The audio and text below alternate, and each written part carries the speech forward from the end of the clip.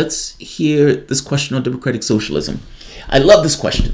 They asked Bernie Sanders, can you explain democratic socialism in a way that is less threatening to this audience? Because to Fox News' credit, it doesn't seem like they stacked the audience. I mean, the Fox News host pushed the conversation in a specific direction, but for all intents and purposes, the town hall was fair. They had people of all stripes in the audience, everything from libertarian to socialist. So they had somewhat of a split. And so I like this idea of, hey, just non-threatening question. Can you just explain your political ideology to this audience? And let me check to make sure I haven't missed anything. All right, good. And, all right, so let's hear it. It will not. All right. All right. You ask me fair questions, I will give you fair answers. Thank you, sir. That's the deal.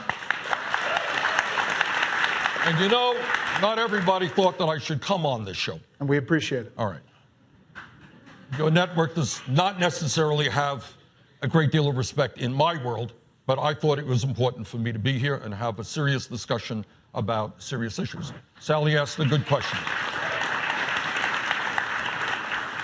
Thanks for that question, Sally. And let's talk about it. I think it's an important issue, but it will come up. What is democratic socialism? Yeah. Fair question?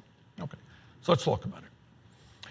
Democratic socialism, to me, is creating a government and an economy and a society which works for all rather than just the top 1%. It means ending the absurd inequalities that exist today. And I want to lay this out because you're not going to hear this much on Fox, and you're not going to hear this much in the media in general. And the American people have got to conclude whether we think it is appropriate and what America is about to have 3 families owning more wealth than the bottom half of the American society, 160 million people. Whether it's appropriate for the top 1% to own more wealth than the bottom 92%. Whether it is right that 49% of all new income goes to the top 1%, when many people, Brett and Martha, who are watching this program, are working 2 or 3 jobs just to pay the bills. So first of all, we want to create a government that works for all of us, and we want to create a political system which is based on one person, one vote, not billionaires buying elections as a result of this disastrous Citizens United Supreme Court decision.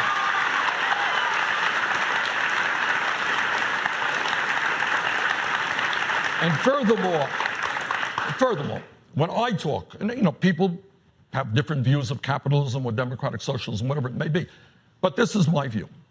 I believe that human beings, especially in a wealthy, democratic, civilized society like our own, are entitled to certain basic rights. So let me be very clear, and I'm sure we'll discuss it later in the show, Brett. I believe that healthcare is a human right, not a privilege. Okay?